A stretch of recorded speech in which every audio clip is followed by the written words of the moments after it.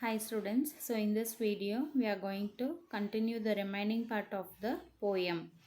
So we are seeing term 2 unit 1 poem, the poem of adventure. This is your part 2 video.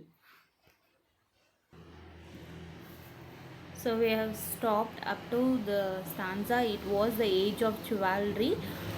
Long ago in man's history, when to fight for a righteous cause, one did gain considerable applause.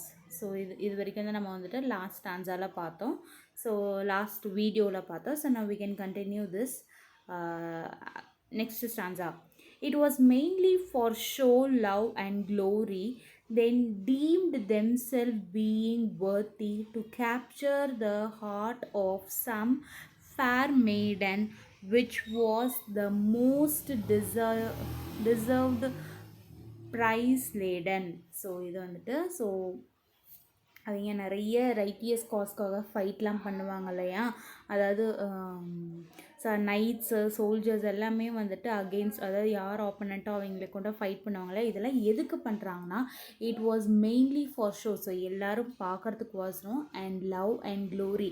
So நிறைய பேர் வந்துட்டு அதை பார்த்து, அதாவது so அந்த பீரியடில் earlier டைம்ஸ்லலாம் வந்துட்டு யாராவது பர்சன் வந்துட்டு ஒரு லேடியை மேரேஜ் பண்ணிக்கணும்னா அவங்க வந்துட்டு ஒருத்தங்க கூட சண்டை போட்டு யார் ஜெயிக்கிறாங்களோ அவங்க தான் வந்துட்டு ஒரு பொண்ணை வந்து மேரேஜ் பண்ணிக்கணும். இந்த மாதிரி நிறைய வந்துட்டு ரூல்ஸ் இருந்துச்சு அந்த முன்ன பழங்கால விஷயங்கள்லாம் இது நிறைய இருந்துச்சு. ஸோ அதுக்கோசரம் தான் வந்துட்டு நிறைய பேர், அதாவது இந்த சோல்ஜர்ஸ்லாம் வந்துட்டு ஃபைட் பண்ணுறது. It was mainly for show. So எல்லோரும் பார்க்குறதுக்கோசரம் and for love and glory. So ஒருத்தங்க நம்மளை வந்து மேரேஜ் பண்ணிக்கணும், ஒரு மெய்டு, அதாவது மெய்டுன்னா வந்துட்டு லேடி. ஸோ அவங்க வந்துட்டு நம்மளை மேரேஜ் பண்ணிக்கணும் அப்படிங்கிறதுக்கோசரமும் வந்துட்டு அவங்க வந்துட்டு ஒருத்தங்க ஃபைட் பண்ணிக்குவாங்க. And also for glory. க்ளோரினா நம்மளோட ப்ரௌடுனஸ் கொடுக்கும், எனக்கு இந்த அளவுக்கு திறமை இருக்குது அப்படின்னு காமிக்கிறதுக்கோசரம் கூட வந்துட்டு ஃபைட் பண்ணுவாங்க.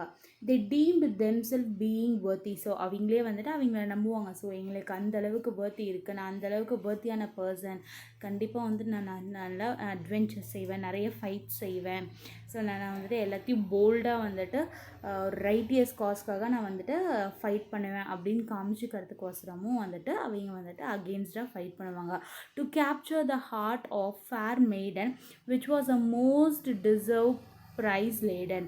ஸோ இன்னொரு மெயின் இம்பார்ட்டன்ட்னா to capture the heart of the fair maiden. So அங்கே இருக்கக்கூடிய விமென்ஸோட ஹார்ட்டில் வந்துட்டு இடம் பிடிக்கிறதுக்கோசரமும், ஸோ அதுதான் வந்துட்டு அவங்களுடைய மோஸ்ட் டிசர்வர்ட் பெரிய ப்ரைஸ் அப்படின்னு சொல்லிட்டு அவங்க வந்துட்டு கன்சிடர் பண்ணுவாங்க. ஸோ வந்துட்டு எதுக்கு வந்துட்டு அகெயின்ஸ்ட் ஃபைட் பண்ணுறாங்கன்னா ஷோ, அதாவது ஒரு பொழுதுபோக்குக்கோசரமும் பண்ணுவாங்க. And also to marry the women.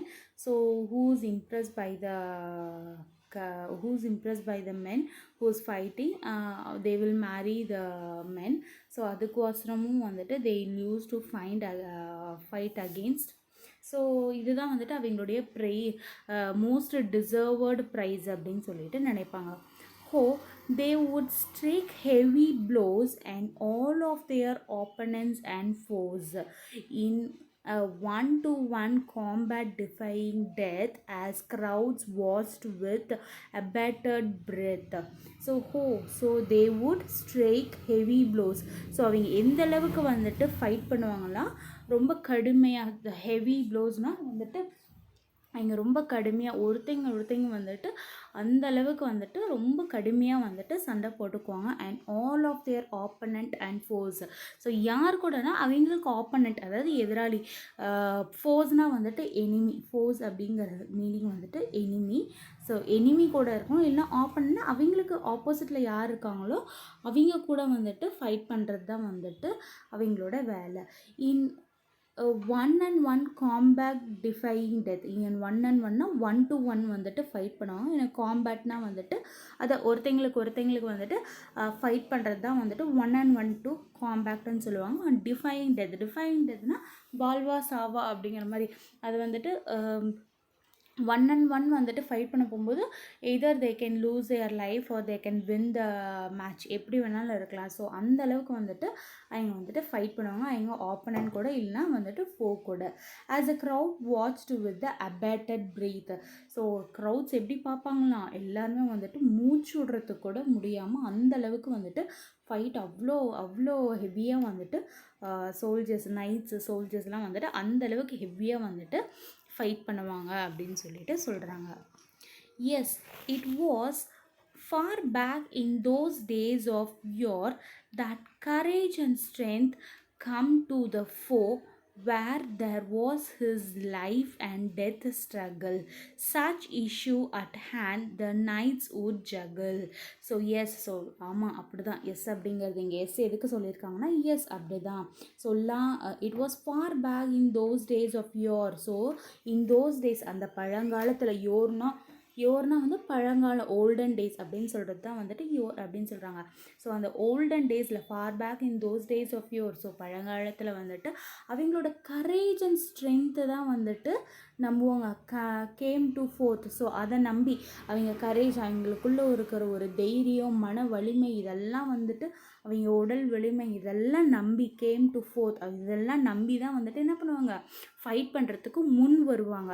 Where there was his life death and death struggle. So அவங்க எந்த அளவுக்கு, அவங்களுக்கு என்னதான் கரேஜ் ஸ்ட்ரென்த் இருந்தாலும் they will come forward to fight with his life will be death. So அதாவது his life will be winning or death. So அவங்க வந்துட்டு எல்லாத்துக்குமே ஷியூராக தான் வருவாங்க, தே ப்ரிப்பேர்டாக தான் வருவாங்க. ஸோ நம்ம ஜெயிச்சா இருப்போம், ஜெயிக்கல்னா இறந்துருவோம், ஸோ டிஃபீட் ஆயிடுவோம், அந்த அளவுக்கு அவங்க மைண்டு வந்துட்டு ப்ரிப்பேர்டாக தான் வருவாங்க. such issues at hand the knights would juggle. So இந்த அளவுக்கு வந்துட்டு என்ன பண்ணுவாங்க, ஜகிள்ஸ் அப்படிங்கிறத வந்துட்டு டாஸ் மாதிரி தூக்கி போடுறது மாதிரி எப்படி வேணாலும் வந்துட்டு நைட்ஸை வந்துட்டு அந்தளவுக்கு ஸ்ட்ரகிள் பண்ணி அவங்க வந்துட்டு 1-on-1 வந்துட்டு காம்பேக்டில் ஃபைட் பண்ணுவாங்க. And in winning for their country, faith and king, noble impressions on people's mind would ring, that even through the ages were held in high esteem. Those knights in shining armor do now all seem. So in fighting for their country. So எதுக்கு fight பண்ணுறாங்க, for their country, அவங்க நாட்டுக்கோசரம் fight பண்ணலாம், இல்லைனா அவங்களுடைய ஃபெய்த்னஸை காமிக்க, அவங்களுடைய விஸ்வாசத்தை காமிக்க, இல்லைனா அந்த கிங்கை காப்பாற்றுறதுக்கோசரம் ஃபைட் பண்ணலாம். ஸோ அந்த மாதிரி இருக்கக்கூடிய நோபல் இம்ப்ரெஷன்ஸ் எல்லாமே வந்துட்டு, அதாவது அவங்க ஃபைட் பண்ணுறாங்க இல்லையா, அந்த நோபல் இம்ப்ரெஷன்ஸ் வந்துட்டு எல்லா பீப்புள்ஸோட மைண்ட்லேயும் வந்துட்டு என்ன இருக்கும், அப்படியே வந்துட்டு நிரந்தரமாக பதிஞ்சிருக்கும். That even through the ages. So எத்தனை காலம் ஆனாலுமே வந்துட்டு அவங்களுடைய ஃபைட்டிங்ஸை வந்துட்டு யாருமே மறக்க முடியாது. எல்லா ஏஜ் பீப்புள்ஸும் வந்துட்டு என்ன பண்ணுவாங்க, அதாவது ஏஜ் பீப்புள் எல்லா பீரியட்ஸ் ஆஃப் பீப்புள்ஸும் வந்துட்டு கண்டிப்பாக மறக்க மாட்டாங்க.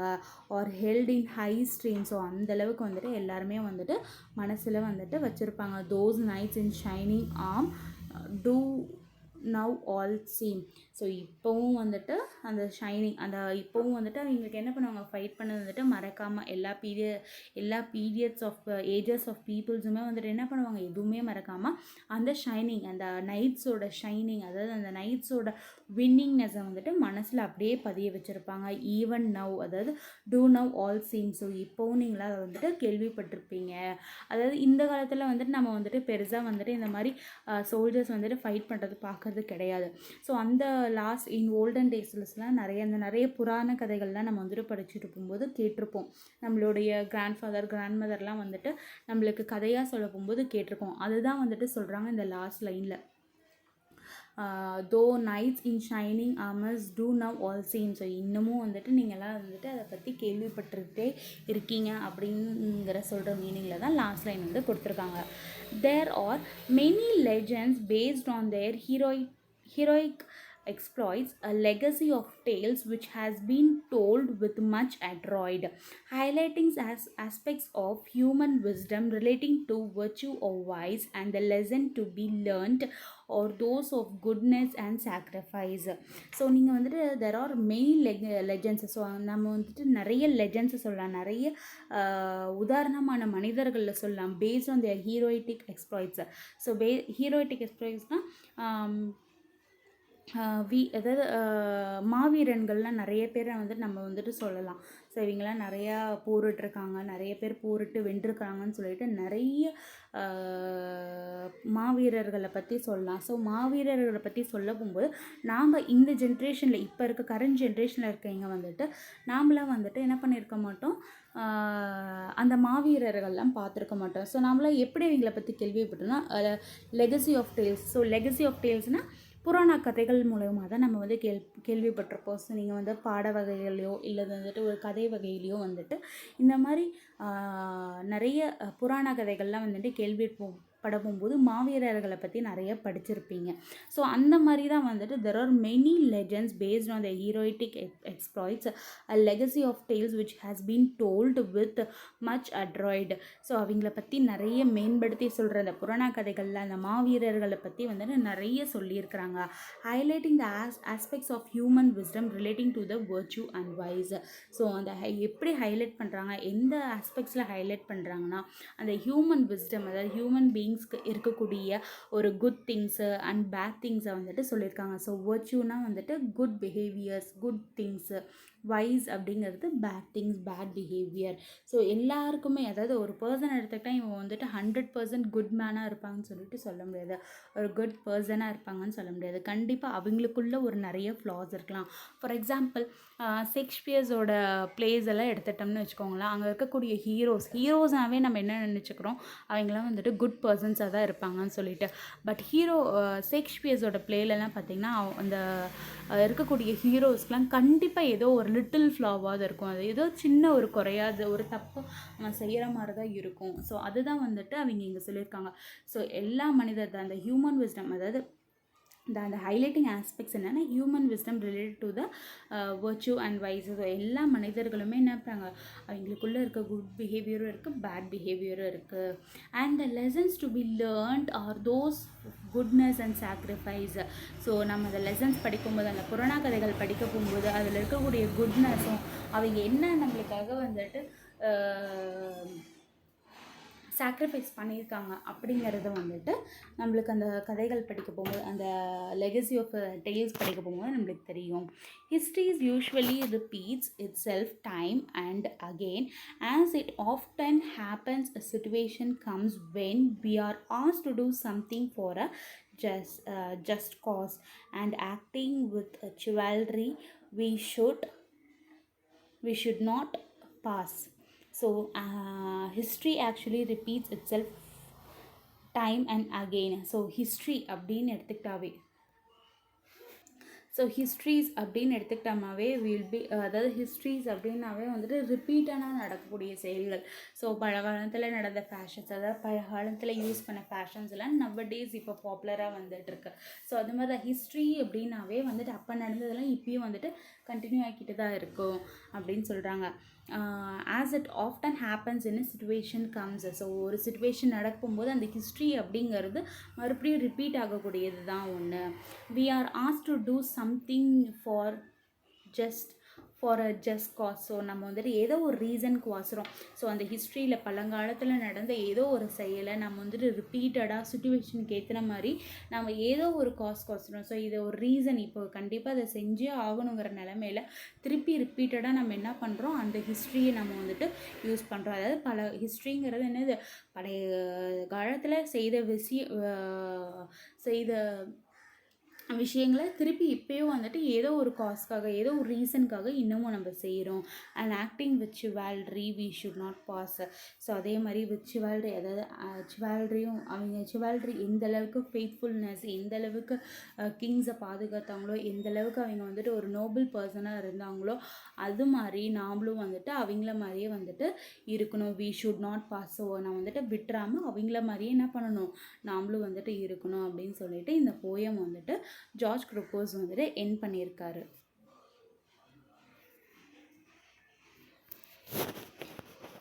ஸோ உங்களுக்கு ஹோம்ஒர்க் என்னென்னா read the lines and answer. So இந்த டாபிக் உங்களுக்கு வந்துட்டு சப்ஜெக்ட் நோட்டில் நீட்டாக ரைட் பண்ணுறீங்க.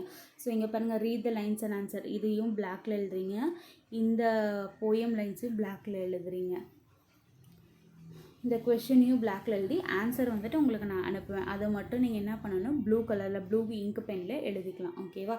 So read the lines and answer இந்த A topic and answer briefly B topic, C topic think and answer. இது எல்லாமே உங்களுக்கு homework. Literary appreciation, big out the rhyming words. So நம்ம ரைமிங் வேர்ட்ஸ் வந்துட்டு big out பண்ணணும். So நம்ம வந்துட்டு last டேர்ம்லேயே rhyming words alliteration அப்படின்னு என்னன்னு சொல்லிட்டு பார்த்துருந்தோம். ஸோ நம்ம ரெண்டையுமே வந்துட்டு இந்த போயமில் எங்கெங்கே இருக்குன்னு சொல்லிட்டு பார்த்துடலாம். இதையும் வந்துட்டு உங்களுடைய ஹோம்ஒர்க்கில் நான் அனுப்புகிறேன். ஸோ இதையும் வந்துட்டு உங்களுக்கு என்ன பண்ணுறீங்க, சப்ஜெக்ட் நோட்லேயே காப்பி பண்ணிக்கோங்க. Pick out the rhyming words and write down the alliteration words. So நம்ம ஒன்ஸ் போயமில் பார்த்துடலாம். ஸோ ஃபர்ஸ்ட் 18 லைன்ஸில் உங்களுக்கு வந்துட்டு எந்த ஒரு ரைமிங் வேர்ட்ஸே இல்லை. ஸோ அதுக்கப்புறம் தான் உங்களுக்கு வந்துட்டு ரைமிங் வேர்ட்ஸ் ஆரம்பிங்க. பாருங்கள், ஓல்ட் போல்டு இது ரெண்டும் rhyming word. Lance, romance, this is a rhyming word. Chivalry, history, rhyming word. Cause, applause, rhyming word. Glory, worthy, rhyming word. Maiden, laden, rhyming word. Blows, foes, rhyming word. Death, breath, rhyming word. Your, for, rhyming word. Struggle, juggle, rhyming word. King, ring, rhyming word. Esteem, seem, rhyming word. Exploit, adroit, rhyming word. Wise, sacrifice is a rhyming word. Again, when, again இன்னில் தான் முடியுது, when இன்னில் தான் முடியுது. So it is a rhyming word. Cause, pass is a rhyming word. So இதில் அதாவது 19th லைன்லேருந்து ending line வரைக்குமே இருக்கக்கூடியது எல்லாமே வந்து ரெண்டாக வந்துட்டு ரைமிங் வேர்ட்ஸில் தான் வந்திருக்கு. So now we can see the alliteration words.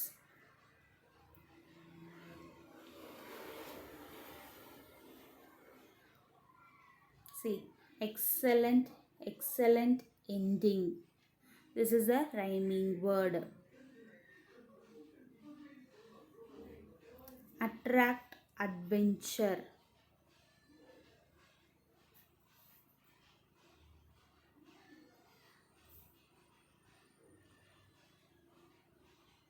So this is a alliteration words.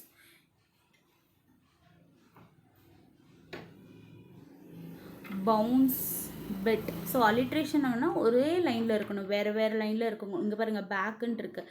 இப்போ பவுன்ஸ், பேக், பிட் இது வந்துட்டு அலிட்ரேஷன்னு சொன்னிங்கன்னா தப்பு.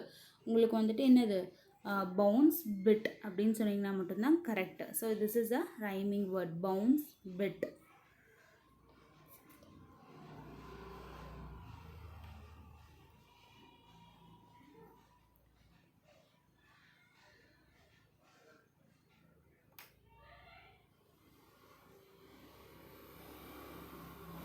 So we have only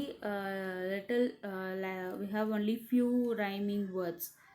So sorry, we have only few alliteration words. So this is up to this poem is over. I hope you have understood this video. Thank you for watching.